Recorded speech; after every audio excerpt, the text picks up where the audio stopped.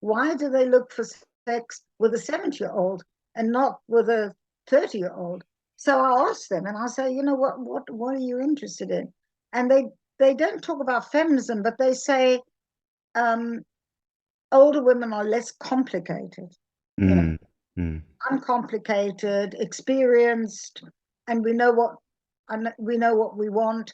And I think that men generally are often um, get put off by what they call the games that women play. They never know where they are, mhm, mhm. older women or mature women, they're more direct about what they want and what they don't want. And I think some men find that relaxing and they feel good about that. Yeah.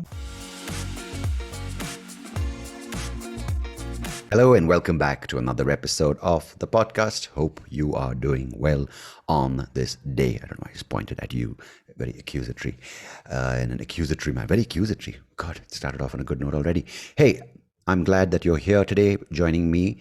And I have something to talk about, which is not the most positive thing because we need to be flooded by positivity apparently in the world today. But the other day, a friend and I were chatting, and we were actually chatting, and this idea of truth came up, right? There's multiple truths in the world today. When you look at various narratives, if you have the Republican truth, the conservative truth, the BJP truth, the whatever truth, and there are multiple ways to sell that truth. And I've spoken about this on the podcast. I think just maybe even last week, spoke about this idea of everyone has their own truth and what is objectively right and objectively wrong, or objectively the story to believe. Well, let's forget about that, because the one thing which I think we can agree on, and this friend brought it up, we had met for a couple of beers, he's like, man, one thing I can totally believe and that no one can debate is that death is going to come for all of us. And I'm like, great, man, I could have at least ordered my first beer. And this is the problem sometimes when you get into this group of conversations with people who are on this journey of spiritual awakening, is there's it's great. Let me first of all say that it's great. It's a great thing if you are like-minded, if you're in that same space. Because if you're just randomly like, man, I banged 3 chicks last night, which can you say that nowadays? Because apparently you can't. You'd be like, man, I consensually laid with 3 women who are dignified and believe in their willingness to express themselves sexually. Maybe. Whichever's right, whichever's wrong, I'm not here to judge. And, if you're in that space going, man, I banged 3 chicks today, and the guy's like, I think death is so final and it's coming for all. Very different plane, and you're not going to connect. But I'm up for these kind of conversations, but I need a few beers before we can get into it, right? So he's like, yeah, this thing which we can't argue, how much ever people would like to believe in the idea of immortality and longevity and, different ways of cheating death. You can live in a coma, an induced coma, as long as you have money and the doctors are keeping you plugged in, I suppose. But then again, what is living, right? Let's not talk about that today. So the reason I brought up this thing today on the episode is, yes, it's true. But the problem for the longest time is that all of us, in fact, most of us, are terrified of it, terrified of accepting the fact that we're going to die. From a young age, we kind of tiptoe around the issue. We protect our kids from it. And eventually one day it bangs us in the face saying, oh my God, it's going to happen to me. And the conversation around it, the messaging around it is so negative, right? That we don't want to talk about it. If someone goes, we kind of protect the person from it. We kind of hush the topic, and we have created this culture around death, which is very sort of, oh my God, you should do whatever it takes to avoid thinking about it and avoid facing it and live a life of fear and distraction. And it doesn't have to be that way, because, I'm not, I hope I'm not anywhere close to it, but, there's nothing wrong with it. I feel we kind of are trying to create this bubble where everything has to be done, and then you just resign to the fact that you're going to die. Why should you resign to the fact? Because it might happen today. It might happen when you're 90. But if you live making peace with it, I'm not saying it's easy. I'm not saying I've done it. But if we create this story around it and this idea around it from the generations going forward, and maybe even from today, where it is going to happen. Your dog will die, you will die, animals die, human beings have been dead for thousands and hundreds of millions of years, and it's going to happen. But use this opportunity, this body you have, the mind and the abilities of that mind and body, and the experiences that mind and body and the senses along with it and the brain can give you, this tool, this vessel that you have, and use it to experience whatever you can. You can't do all of it again, but you can do things like my mind, my body enjoys certain things and yours enjoys other things. But use it, I think, in a way which really gives you the whole experience of life as a human being, because you might be a dog and you use that. And I love watching, as I've told you this before, I love watching my dog eat. Every meal is just so much joy for her. Every walk, she's excited. And I feel as a result of trying to avoid thinking about death, because my dog's not sitting there going, oh, I have to make my will. But does she know she's going to die? Maybe not. Maybe that's the awareness which we are blessed with or cursed with. But if you think about it in that way, where you can just enjoy and say, you know what, it's going to happen. I suppose you make more out of life than trying to distract yourself from the fact that you're going to die, or avoid thinking about it, avoid facing it at some point. And if we can build a system, of care towards the end, where we celebrate the fact that someone's life has been lived so well and now they passed on, I think it just makes things a lot more dignified. And that leads me to why I speak about death, right? Because another thing that comes along with it is aging. We kind of have the shelf life and expiry kind of date beyond which we're no longer seen as valuable, functioning, contributing members of society, which I think is so unfair. And I know life is a bitch and it's unfair, but I think it's so it's very short-sighted. Because the thing is that again, just like the idea of death, it gives you this hopelessness after which you can't see yourself growing or living or enjoying or taking from life what you really can. Because it's like when you're 20, you can go around, fuck around, have a good time. When you're 30, you got to settle down, have a family. When you're 40, you better have investments and savings so you don't have to worry about your future. When you're 50, oh, it's time to start worrying about that future. When you're 60, oh, fuck, you've retired. What do you do with your time? My God, are you going to play golf? Are you going to play carom? Do you have a hobby? Do you have community? Do you have friends?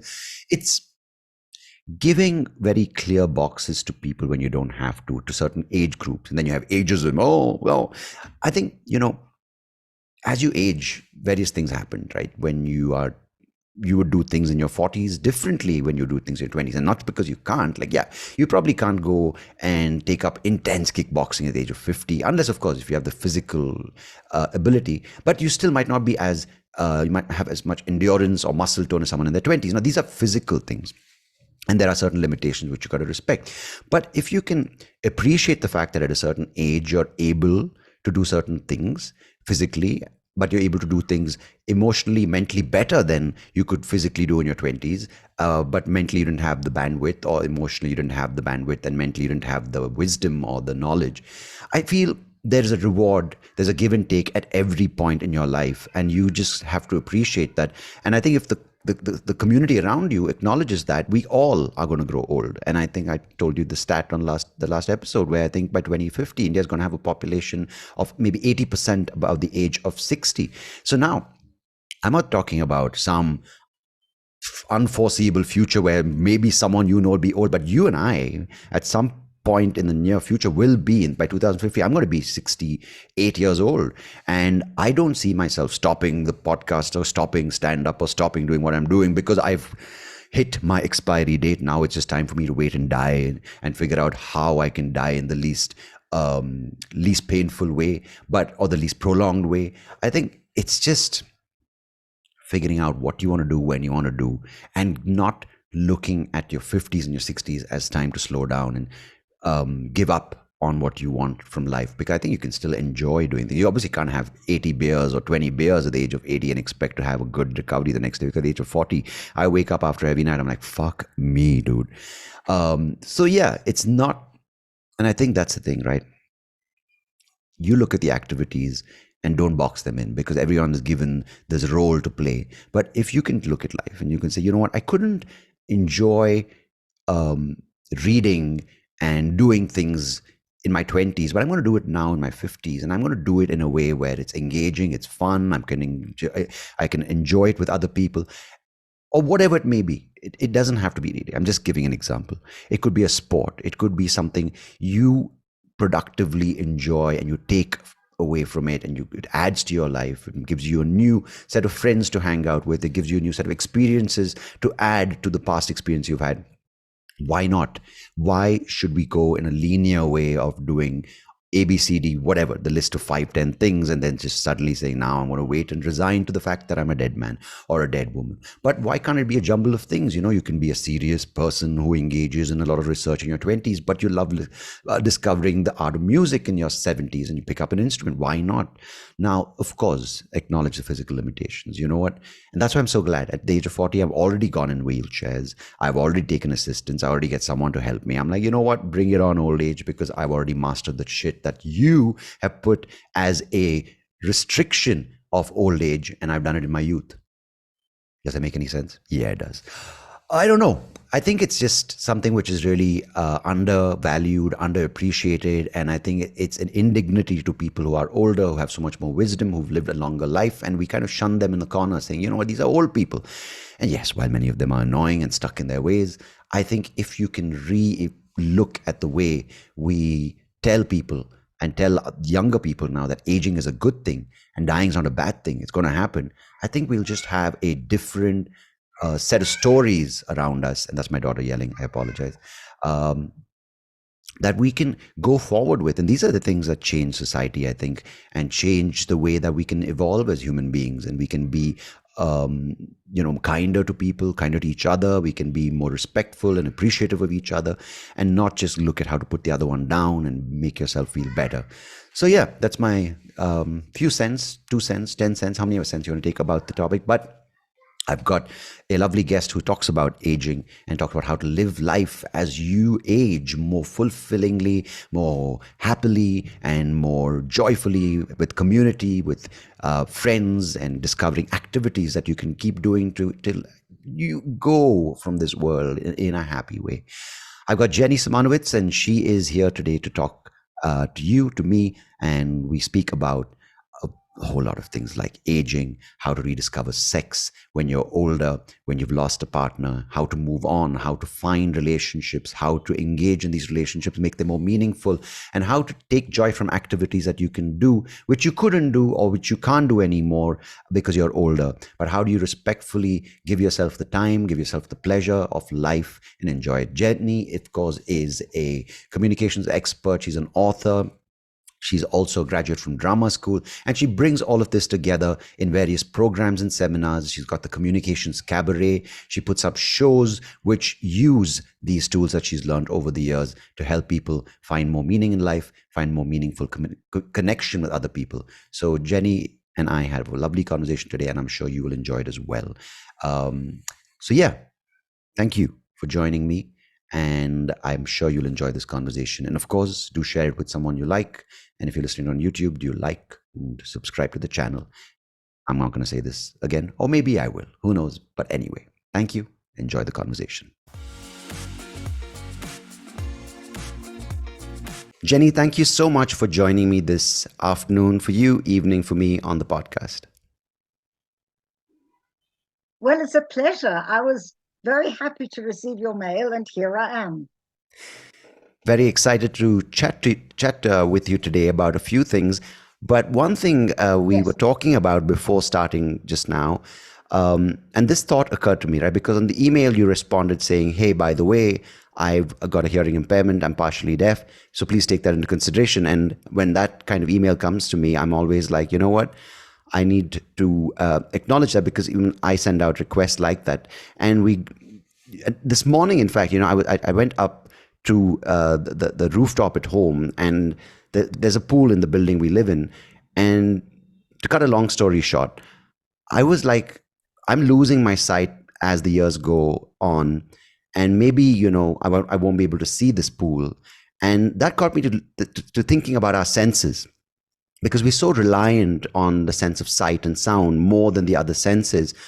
And there's this fear that our entire association with the life around us is so tied into the senses, right? We think that if we lose our sight, if we lose the ability to hear when people speak, there's a sense of our entire identity which is being taken away, because the senses themselves are just tools how we receive the world, but they do more in our brain, which associate memories, associate relationships, associate sights and sounds, and those create a lot more depth, or at least that's a perception. I want to ask you, as a person who's spent so many years in the field of drama, in the field of communications, the field of even business, and taking all these three things and getting them together, what power do our senses bring to us? And more importantly, are we even doing justice to our senses in the 21st century?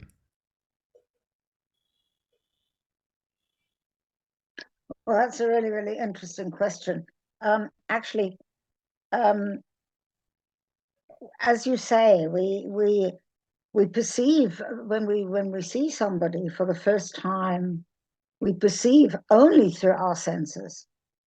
And for example, our optical sense is very, very important. Our hearing is important. Smell is important.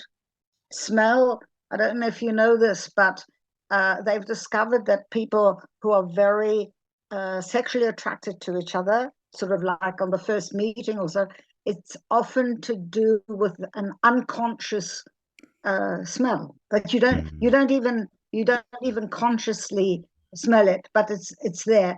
Or you've probably had the experience of going into a room somewhere or going into a shop, and there's a smell that reminds you of somebody or of your childhood or something like that. I think that's very, very strong, very, very strong. And of course, touch. And what's interesting, because we were talking about this before, what's interesting when you get older is that these senses become duller. I mean, they do become duller. Your eyesight, okay, you can correct it with laser glasses. So, in my case, it's my hearing. In your case, it's your sight. And exactly what you said, your senses make up your identity. And I know that a lot of older people, they get a sense of loss. You lose something. You're continually losing something. And I mean, I'm very lucky. I'm 75. Oh, I'll be 75 next week, actually. Oh, lovely. Yeah. And I mean, I really am very healthy, and I've slowed down, but I haven't got anything apart from the hearing. I can still go for long walks, I can still ride my bicycle, I can still dance, things like that. But of course, one of the things that also goes when you get older is your movement, your body movement. So, and as you said, the senses. And so you do, and the older you get, or especially from the age of about, I don't know, 65, 70, you often do feel as if you're losing your identity. You're not the person who you used to be. No. Right. No, because the thing that I observe, right, when I travel, and recently I traveled internationally, and I'm much more confident now about asking for assistance, because earlier I would be ashamed of either using a cane or asking someone to guide me through the airport security, the check-in process, etc. And now it's become more of a, you know what, I'm going to do it because it's less stress. I get, to enjoy the trip for whatever it's worth. But I've noticed one thing when I'm, holding the person who's helping me, holding their arm and walking through the airport, the number of people. Say something about Mm-hmm. Can I say something about the shame?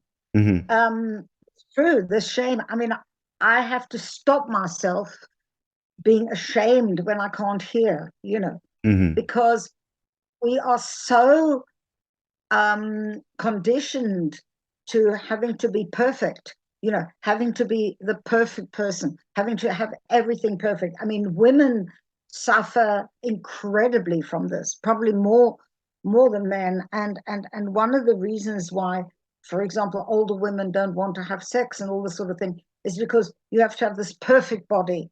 Everything has to be perfect. And if anything's missing or anything's in the wrong place, or we got too much fat, too much hair, too many wrinkles or whatever, you get ashamed. I mean, it's incredible actually to think that you could be ashamed to ask for help. But I know this feeling. And yeah. Yeah, no problem. I actually was just going to reiterate that point of when I now, accepted the fact that I'm going to take help. I'm going to make that process of boarding the flight and then enjoying the journey there, disembarking, getting help again. And the number of times I've observed the people who are so-called sighted, the number of times they almost walk into me because they're just staring at their phones. So that, ties into this idea of what are we using the senses for anymore? Are we looking around? Are we just glued to this medium that is showing us the world through the screen? And eventually this idea of what that shows, right? It shows you this content that it thinks you want, or is popular, or is trending. But do we anymore receive what we want, or is there some kind of code that is determining the information that we see or hear? And as a result, are we being fed a certain narrative and a certain sense of sights, a certain sense of what a body should look like, or what a perfect voice should sound like? So what direction are we heading in? Is it absolute access to information as it's portrayed, or is it more and more narrowing, where we kind of are, despite having all the senses, we're not, sometimes we're so glued into our shows on Netflix or watching YouTube videos that we don't even know what's going on around us. So are we even aware of the senses we have anymore? That's an incredibly important topic, I think, because I notice, if I go in a train somewhere, flying I don't like. I'm scared of flying, but if I like going on trains, and there's sort of two things I like. The one is looking out of the window and just sort of seeing the world going by. This is a sort of almost like a meditation. But the other thing is also watching the people, and trying to think about who they are, what are their lives, And nowadays it's just so boring because everybody is on their phones. Everybody, Yeah. Or they might be asleep. The only alternative. And there's another thing I wanted to say, which reminds me, what you were talking. When I had my children, I used to love traveling with my children anywhere, on an underground or on a train. And I would talk to them. This was the time when we were very close and there was nothing disturbing us, and we could communicate with each other. And they would, I'm talking about when they were 2.5, 3, 4, 5, and they would sort of tell me things, or they would point out things, or I would point out things. And it was a very strong connection. And it was one of the times when we had the strong connection. And I have to say, it breaks my heart to see, and I see this almost every day, a mother with a 3 or 4-year-old child, and the mother is on the phone. And the child is trying to get the mother's attention to point out something, because the child is curious about the world. And as you say, the child's senses are working full speed. He or she's taking in everything and wants to communicate this with the mother. And the mother is just not interested and is just on the phone the whole time. And as I say, it breaks my heart. And I wonder what, this comes back to what the question you were asking. I wonder what these adults are going to be like. These adults, what is going to happen and what is already happening. I sometimes see 6-year-olds with cell phones, and the whole life, as you say, is completely manipulated into this kind of technology, and the senses are just not being used the way they should be. Yeah, I find that very curious for you to make that observation, because it's someone coming from the generation that you experienced, which was through the 70s, 80s, 90s, the 2000s, and now the 2010s and 20s now. Because my dad is 75 as well.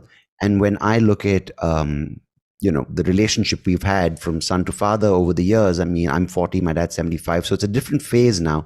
And the fact that we're able to sit down, have a drink together and talk, whether it's about his round of golf or me trying to go to the driving range, trying to hit a golf ball that I can't see, there is this communication, right? Whether it's, he asked me to order some books for him on Amazon, and I do that. And the I think in some way, if you don't make that effort, it gets stuck in that phase in your life where you are still a kid and your dad is still that 35-year-old dad.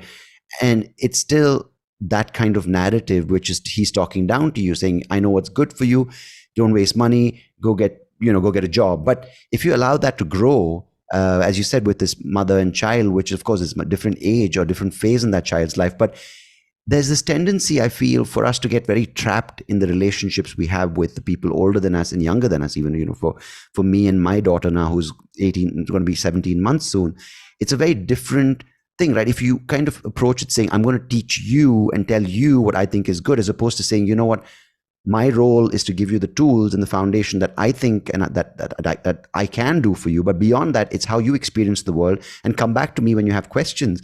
But a lot of it is blocked out because of these devices, which are brilliant in themselves, phones and computers. They really can enhance the human power.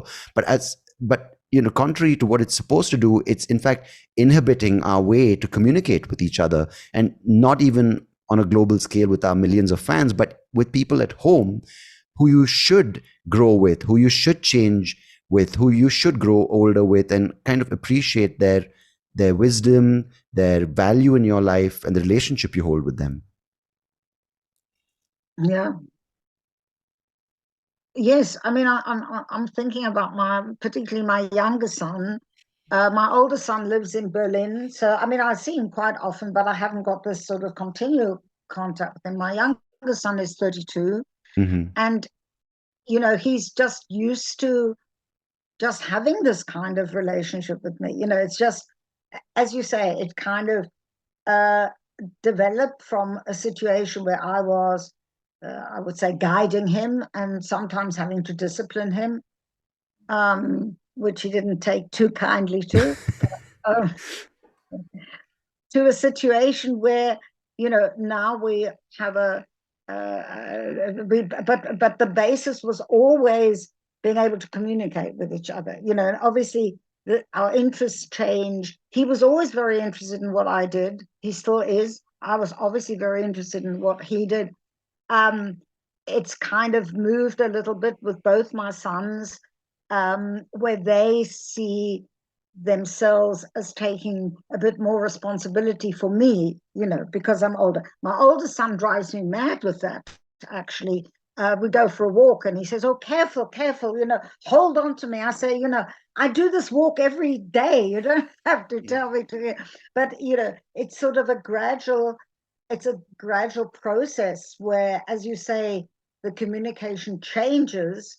But if you don't have this basis at the beginning, then it's not going to develop.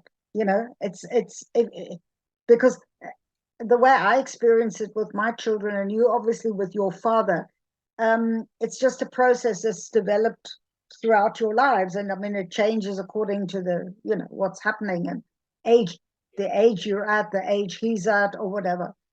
But if you don't have this initial, really strong connection, face-to-face connection, without technology coming in the way, then I think it's difficult to start that when you're older.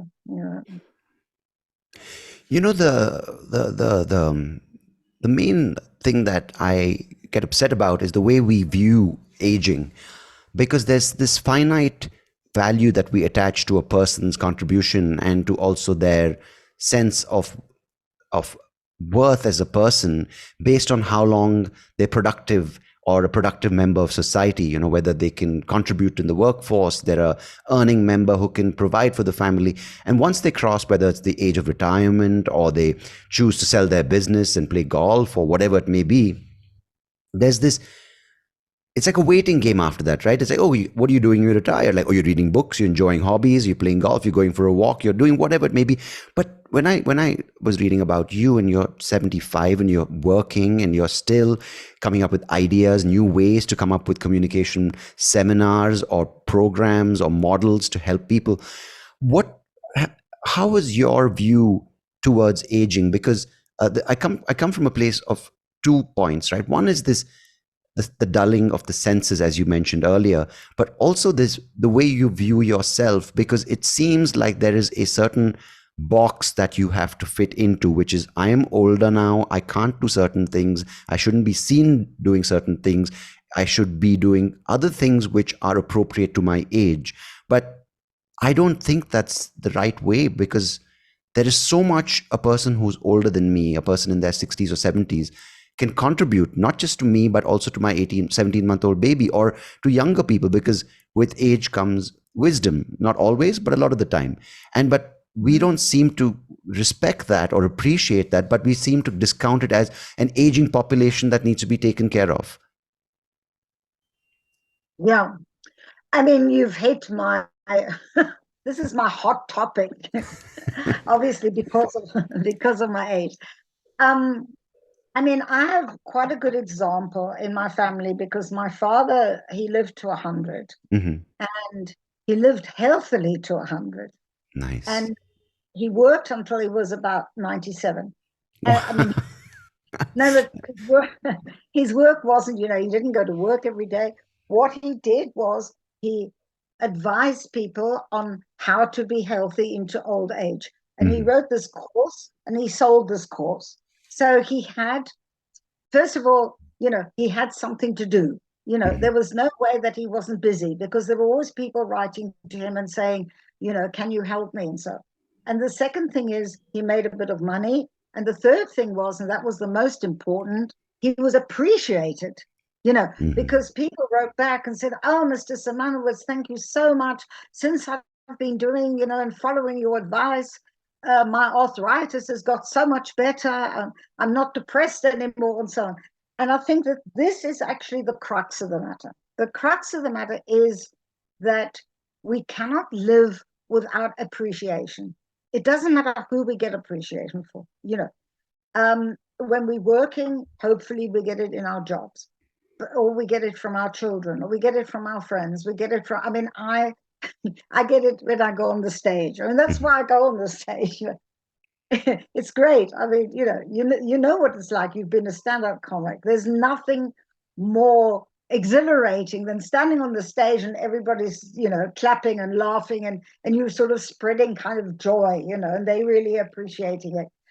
But this is something that, as you say, exactly happens with older people, and it's a continual fight to be seen in a different way, and you're absolutely right. When I talk about myself, I'm much, much more relaxed than I was when I was 25 or 30. I'm much more able to understand other people's point of view. I was extremely dogmatic, this was right, this was wrong, I'm much calmer. I take more risks emotionally, not physically, of course, but emotionally, because I think, well, what have I got to lose? What have I got to lose at the age of 75? I'll try it, and people do come to me, and I think that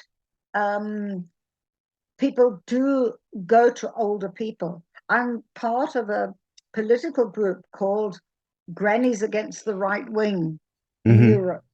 It's a group of old, I don't know if you've read about it, Oma's Gegen Rest in Germany.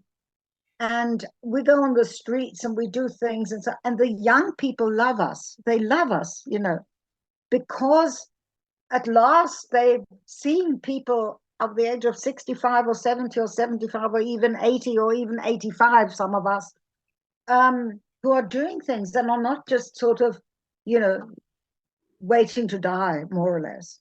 And I think that's really, really important to view age. There's been a lot of research done recently that the way you view your own getting old has a big influence on your health, and even on how long you live, if you view it positively. So I think that's a really important topic. Yeah, because there's this important exercise that people do in marketing and branding, right? They're like, what's your target audience? They ask me like, what's your target audience for the podcast? Is it like 15 to 40? Is it 25 to 55? And in my head, I'm kind of pressured to say something, but I'm thinking, if they can understand me, that's my target audience. If they're 13 and they make sense of what I'm saying, or if they're 85 and they like listening, that's my target audience, right? But clearly, there needs to be a much more focused way of looking at people, right? If you're unless it's your grandfather or grandmother talking to you or someone older in your family, there's a very unlikely opportunity for someone who's 16 or 17 talking about what's going on in their life with maybe even social conflict or social issues, or about, say, the wars going on, with someone who's lived through, say, just the post World War II Cold War era, and seeing the entire east and west of Germany uniting. I mean, it's so different talking to a person about it than getting it from your history books. But many people don't have that opportunity. Yeah. I want to say two things about this. The one thing about the target audience is interesting because when I do my performances, my target audience, I mean, I sort of built it up from my business, the communications training, everything. So they've sort of moved with me in a way. So my audience tends to be over, I would say, over 50. And a lot of them, in fact, over 60. But my son, who's 32, always brings his friends. And they are really enthusiastic, So when he brings their friends, or some people come and they bring their daughters or their sons, the young people, it's also my target audience, It's just they appreciate it as well. And the other thing, what was your other thing that you were talking about? That was also very about the generations, you know what, it often happens that young people aren't really interested in their grandparents' lives. I mean, they like their grandparents, they even love their grandparents, but they're not that interested in their grandparents' lives. It often happens when their grandparents are very old, or unfortunately have even passed on, that suddenly it becomes really fascinating. I mean, I don't know anything or hardly anything about my grandmother's life, and I'm really sad about this. She was brought out, I only know she was brought out from Lithuania when she was 17 to South Africa by a man who was twice as old as she was. I have no idea about how did she feel, how did she come to be brought up, did somebody make an arranged marriage for her, what happened when she was there, what was her husband like? I have no idea. That was my grandfather, no idea. And I think that that's something that really could change, that even when people are young, they find out about what happened to their grandparents. There's this thing you notice, if it's happening a lot now, is, I was listening to this talk recently where this lady talks about, in about 25 years, by 2050, a lot of the countries are going to have a population above the age of 60. In a majority percentage of the population is going to be older. So I think it's essential to view the way we view aging is so important, because if you see it as a decline, as opposed to a acknowledgement of what you can do, the acceptance of what you can't, and as you said, slowing down, maybe not slowing down, maybe taking more risks in other ways, but obviously not jumping off a cliff and going free diving. I mean, you have to, whatever your body can take you. But it almost feels like now with the cases of dementia and Alzheimer's, and everyone's like, oh my God, mental decline. What have you experienced with your self personally, but also people around you in your age group, with the transition? Or is it an acknowledgement of being as focused on the mind, about the mental cognition, about your cognitive health, about other things? Or is there, in your opinion, too much value given just to your physical capabilities? I think it's very diverse. I experience it as very, very diverse. First of all, I think that there's an incredible age discrimination. Even this idea that people say, oh, there's going to be a tsunami of old people, and by 2050 they're going to be so, as if it's a terrible thing. But why should it be? Yeah. Why should it be such a terrible thing? I'm going to be one of those people in 2050. No, but I mean, really, there are also there's been research done that actually illness and age don't have to go together. You Hmm. know, there Hmm. are extremely many old people that are healthy, more Yeah. or less. I mean, they might have a bit of high blood pressure. They might have to, I don't know, whatever. Um, but and there are a lot of young people that are very unhealthy. There's not an absolute correlation. We're always fed this correlation. Old means ill. It Hmm. doesn't. And when you asked about my age group, it's incredibly diverse. There are quite a lot of people like me who are still, maybe not, I mean, some people are working still, um, either because they have to or because they want to, but they're working, not obviously full time, and they're doing things and they're doing interesting things and so on. And then there are people who are sort of, they're the typical retired. They spend their lives traveling if they've got the money, or playing golf or looking after their grandchildren, and that's their lives. um and then there are those um who are just continue complaining about their illnesses. But I Right. mean, young people who do that as well. But I mean, there are obviously those people. But the thing that I've noticed, what's very interesting with this granny group, grannies against the right wing. I run within the granny group, I run a theatre group Hmm. with 12 old ladies, and we do theatre. And of the 12, there are two that can't walk properly. One is on crutches, and a couple of them have had cancer, heart trouble, and everything. But in the 3 years that they've been doing this theatre, they've actually become healthier. They've Hmm. become healthier, and they never miss a rehearsal. They never miss a performance, and it's incredible Hmm. because they are doing something where they feel that it's meaningful. First of all, politically meaningful. They've got each other. There's a network. Then they're going onto the stage or on the street, and people are applauding. So they've got all these ingredients, these social ingredients, um, which really are very important for health. I think that we absolutely underestimate that. You know, Yeah, no, it's beautiful to hear because you're given these expectations to feel a certain way, right? When you turn 30 from 20 or 20s, like, oh my God, you're 30s. When you turn 40, like, man, it's your midlife. Everything's downhill from here. I don't understand why, because personally, I feel better in my late 30s and now 40s than I did in my 20s because, yeah, when I look back, I'm like, maybe I could do, a longer workout, or maybe I had more energy or could recover from a hangover quicker. But frankly, now I'm like, you know what?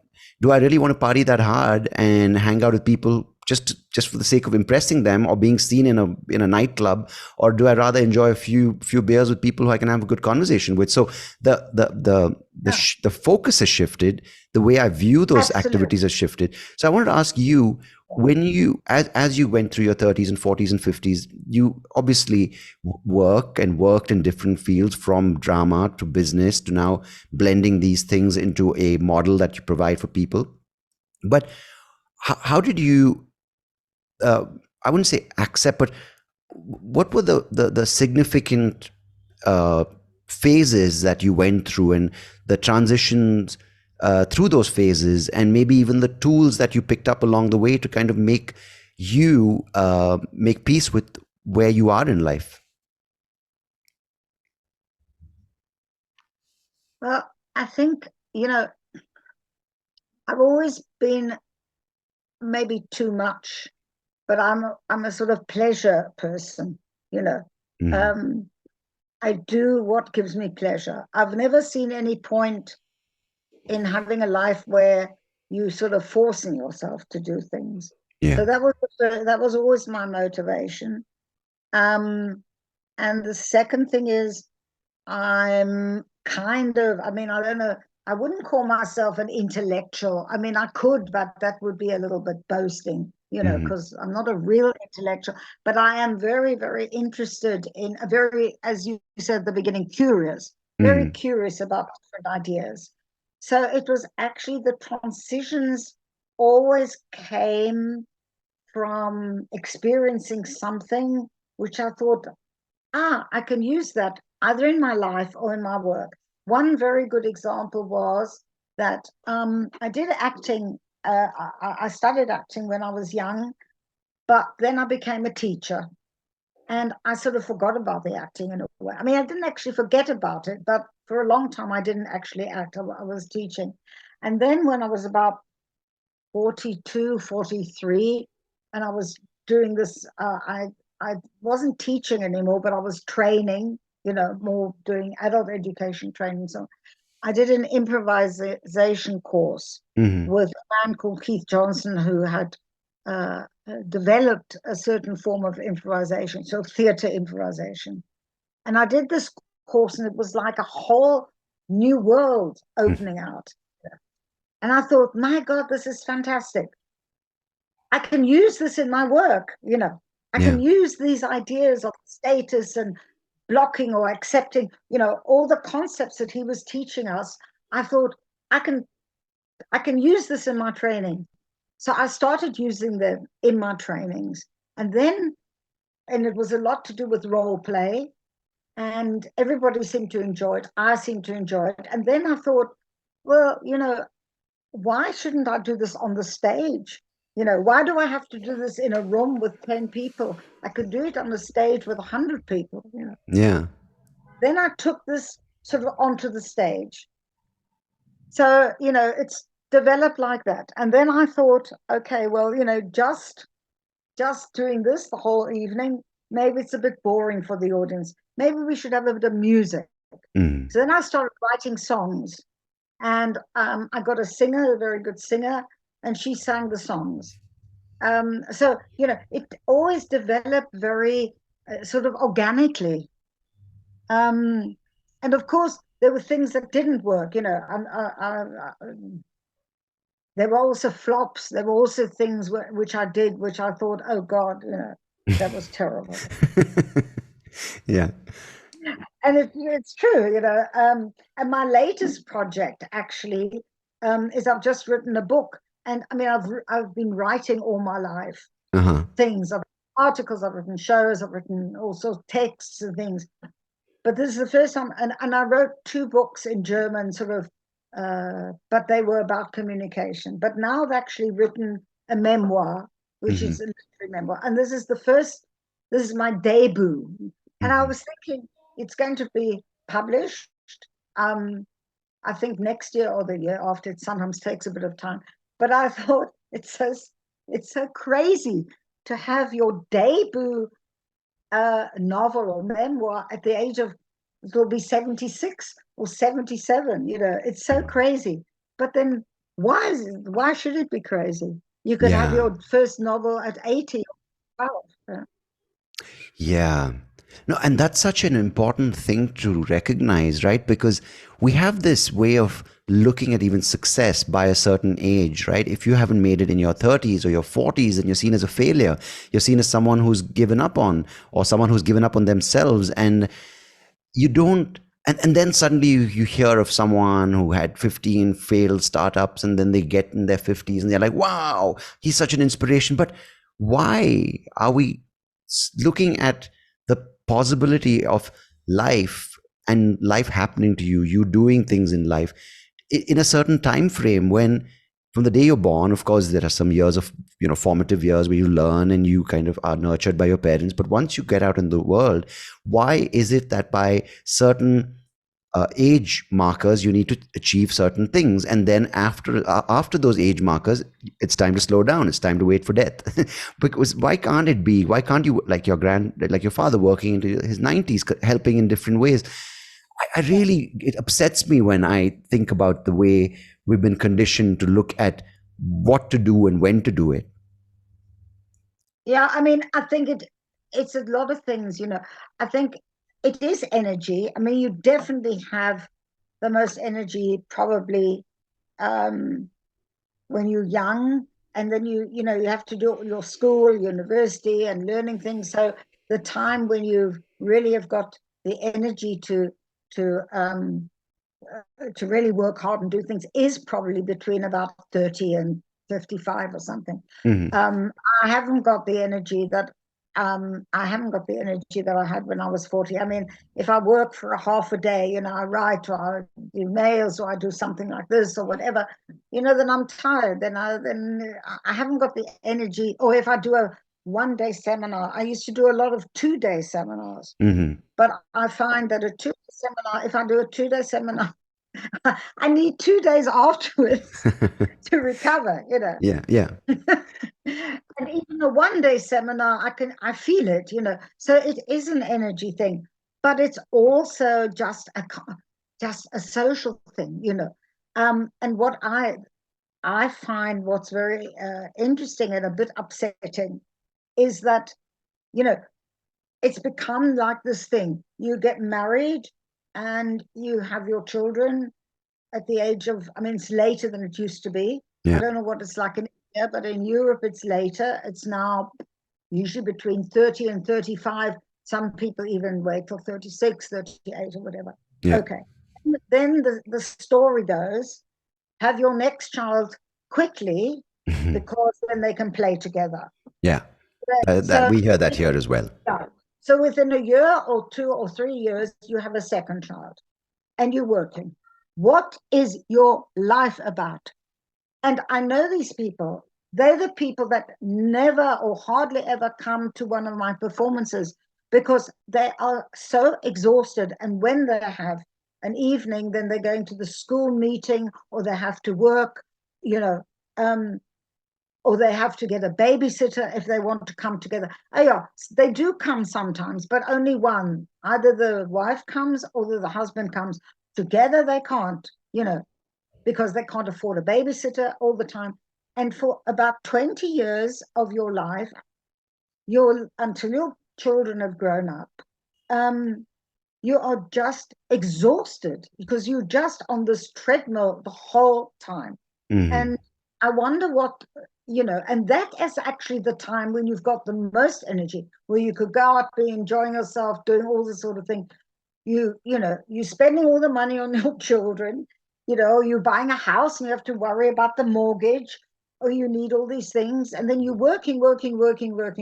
And I find that completely ridiculous. I mean, it wasn't planned. Neither of my children were planned, actually. They were both accidents. But I'm very glad I got them. Yeah. But there's 10 years between them. Right, right. I had my first child when I was 31 and my second child when I was 41. Hmm.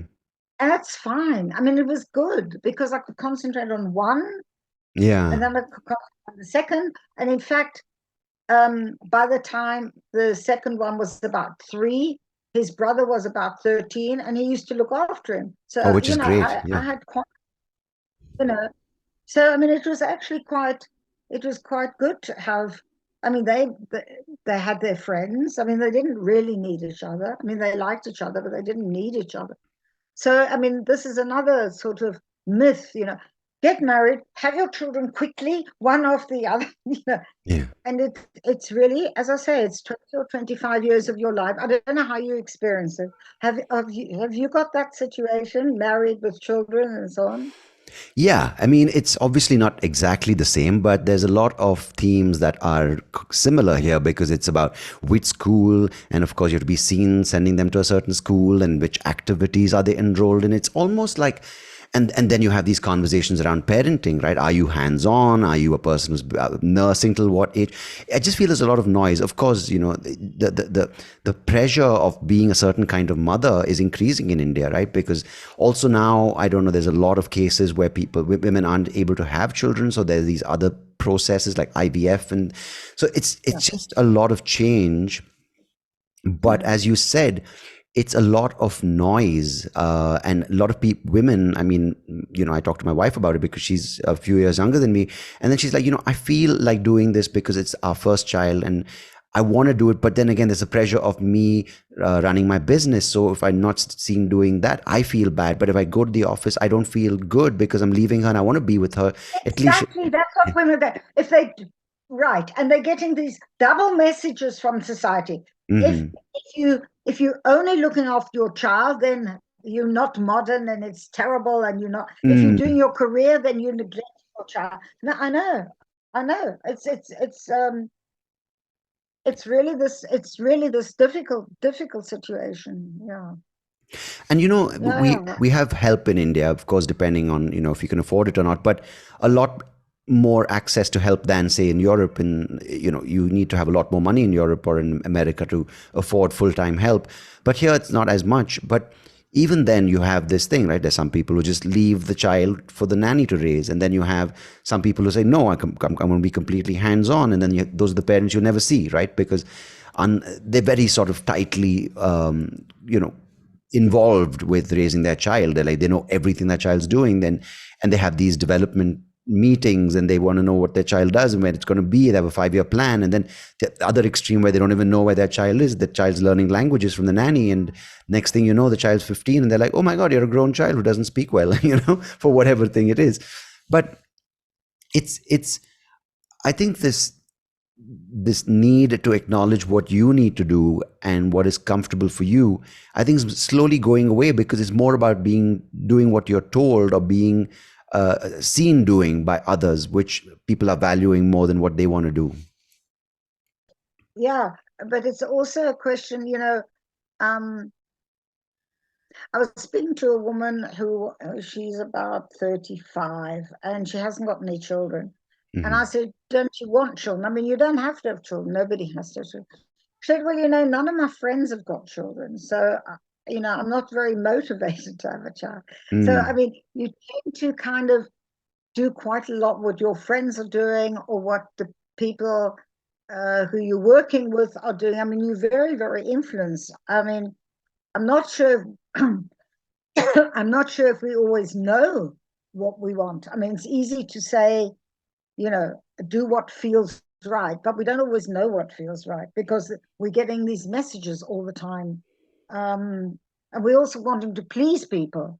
Yeah. Your wife's wanting to please you, and she's wanting to please her child, and she's wanting to please her boss, and she's wanting to please her mother, and and you the same. So, Yeah. we're all running around trying to please everybody.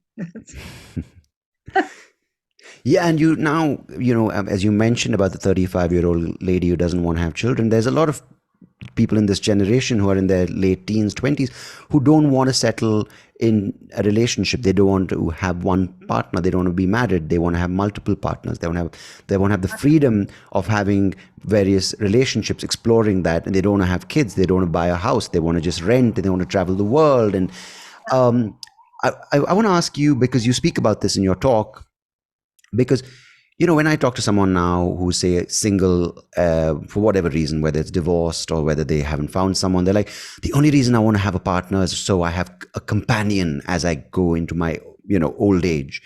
And it's this companionship which everyone talks about. It sounds terrible. It sounds like your wheelchair, right? It sounds so asexual. Yeah, it sounds like your crutches, or in my case, my cane, my companion for life, my guide dog. What was that for you? Because you speak about this in a very nice way about your discovering sexuality and rediscovering sexuality as you get older, or even talking about it is seen as a thing that, oh my god, someone in their 60s or 70s, don't do it, or don't talk about it around me because it's gross, right?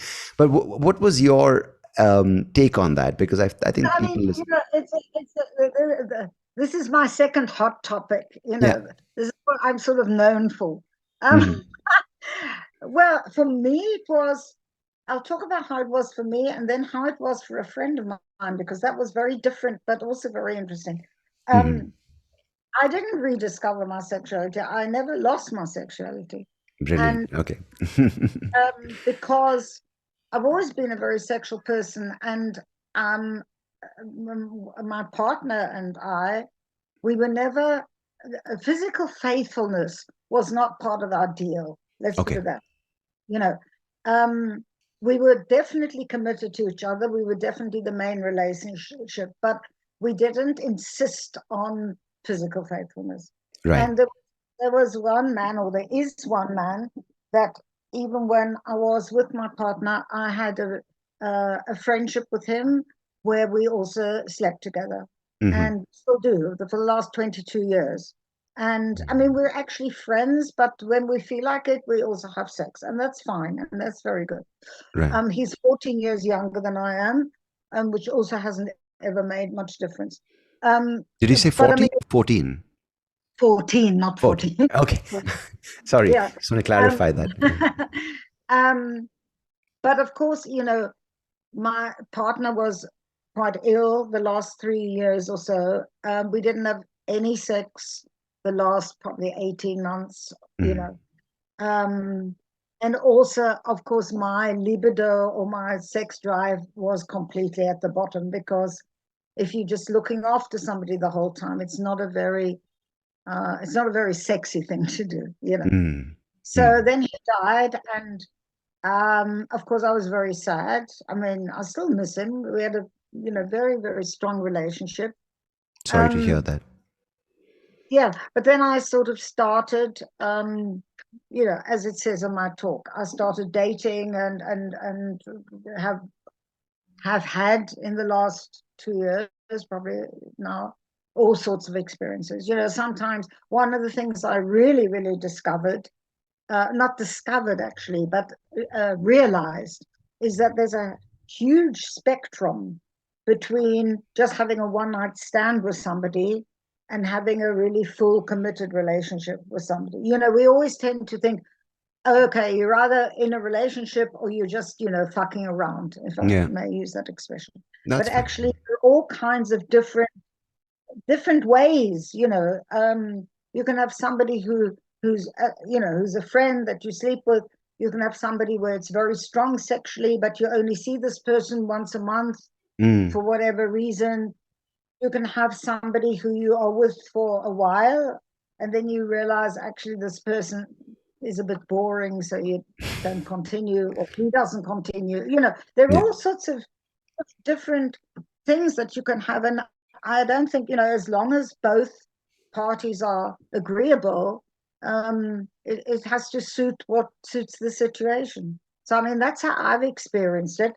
But very interestingly, a friend of mine experienced it completely differently. She lost her husband 25 years ago, and she hadn't had any sex at all or any relationship at all for 20 years, nothing. And I used to sort of talk to her about what I was doing and things. And she used to laugh and say, oh, that's very nice, it's great, but I'm not interested. For me, it's over, I'm not bothered. Anyway, eventually she became fascinated, and she said, okay, I'll give it a try, I'll give it a try.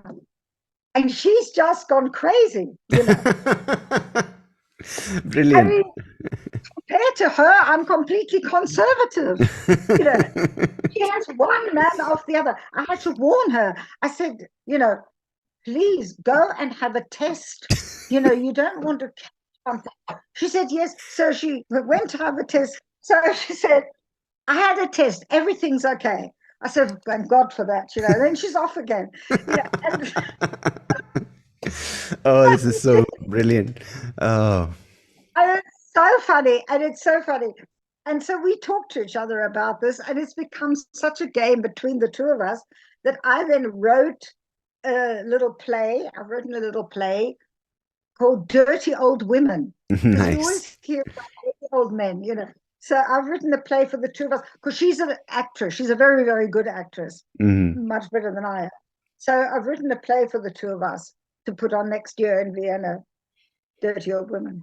But Oh, I mean, that's it's completely, but I think that a lot of women, I've got other friends, I've got 2 or 3 other women friends around my age, a little bit younger, who are really not interested. And the reason is mostly because at some point in their life, they've been very hurt right. and feel very rejected, and they don't want to have anything more to do with men.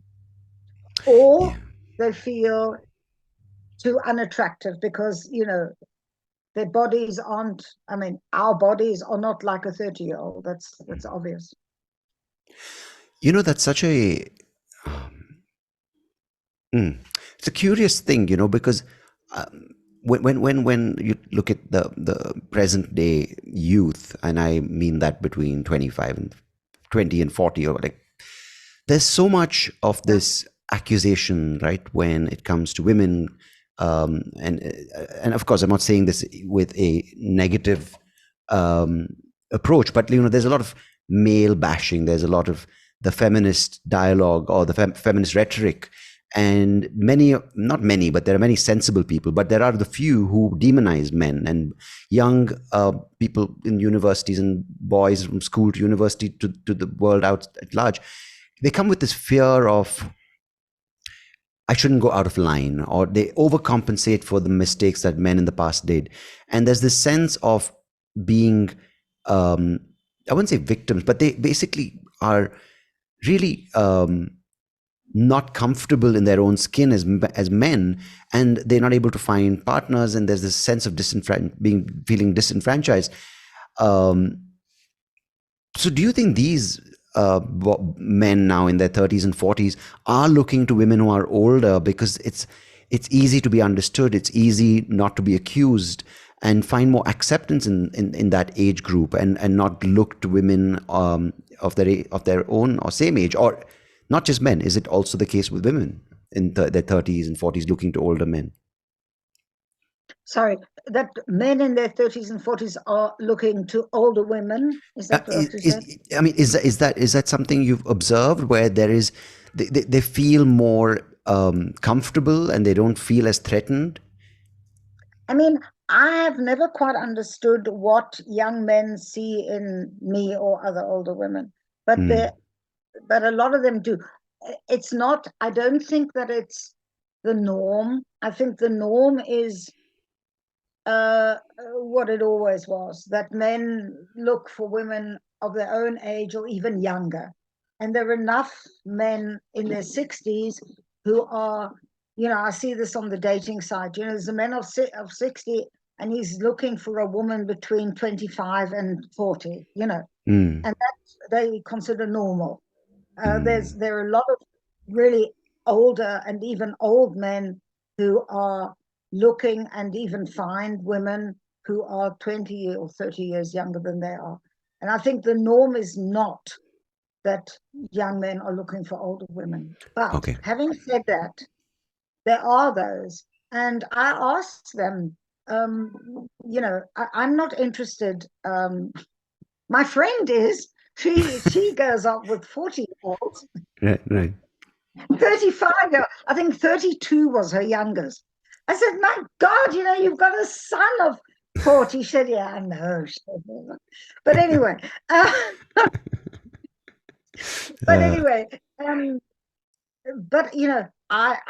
asked these men, and she as well, these men are 35 or 40 or 45, want to date me. Okay, maybe they're just looking for sex, but it doesn't matter. Why do they look for sex with a 70-year-old and not with a 30-year-old? So I asked them, and I say, what are you interested in? And they don't talk about feminism, but they say older women are less complicated, uncomplicated, experienced, and we know what we want. And I think that men generally are often, what I hear, because I talk a lot, obviously, to men. I talk to women a lot as well, but I talk to men as well. And a lot of men get put off by what they call the games that women play. They never know where they are, They never know where they are. And sort of older women or mature women, they're more direct about what they want and what they don't want. And I think some men, not so many, but some men find that relaxing, and they feel good about that. Yeah. Interesting, because especially now with more and more of this, everything being recorded and put up online for men and women, this is not just one-sided.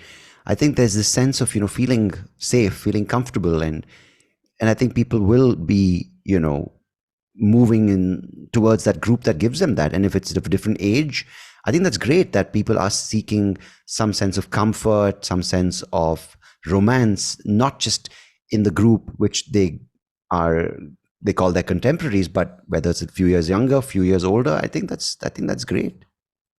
Yeah, I also think so. Yeah.